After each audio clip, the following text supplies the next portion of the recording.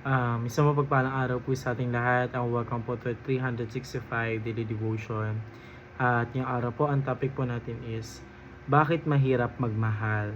So ngayon po, ang concept po natin ito po ay patungkol po sa free will.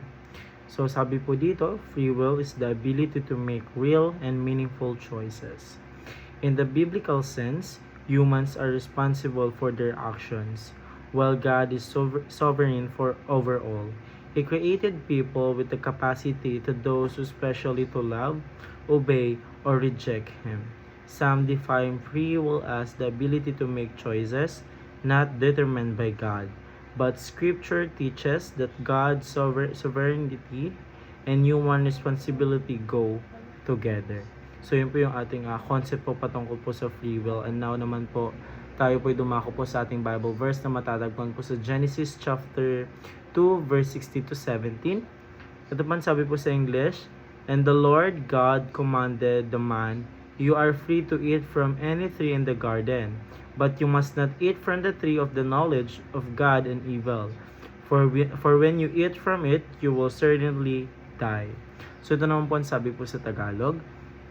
At inuutos ng Panginoong Diyos sa lalaki na sinabi, "Malaya kang makakain mula sa lahat ng punong kahoy sa halamanan. Subalit mula sa punong kahoy ng pagkakakilala ng mabuti at masama ay huwag kang kakain, sapagkat sa araw na ikaw ay kumain yon, ay tiyak na mamamatay ka." So ito po yung dito po sa Bible verse na ito po yung time po na sinabihan po ng ating Panginoon Diyos po si Adan po na huwag po kakainin po yung isang prutas po doon na kung saan po is nagtataglay po ng kabutihan po at kasamaan.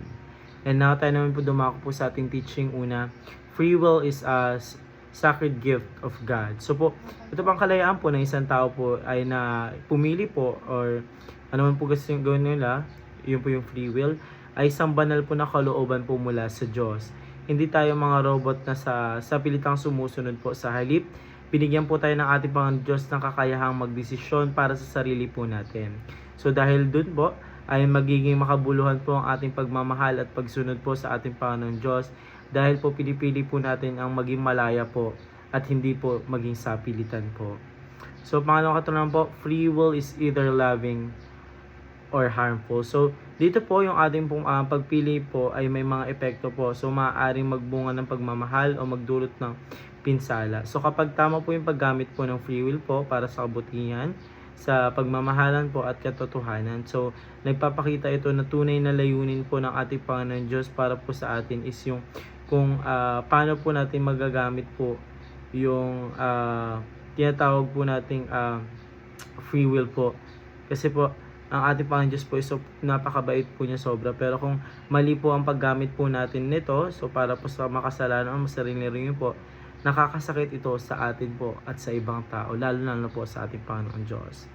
So, pangatong katanungan po, free will designed for loving relationship. Ito po, itinakda po yung free will po para sa pagmamahalan po. So, sa isang relasyon at kahit anong po, at lalo na po sa relasyon po natin sa ating Panginoon Diyos sa kapwa-tao po. So, hindi ito po ibinigay po para abusuhin, kundi para piliin natin araw-araw ang magmahal po at magpatawad, maglingkod at kumilos po ng may malasakit. So ibig sabihin po, ang kalayaan natin hindi po para sa sariling pakinabangan po natin, kundi para buuhin at palalimin ang relasyon natin po sa iba, lalo po sa ating Panginoon Diyos.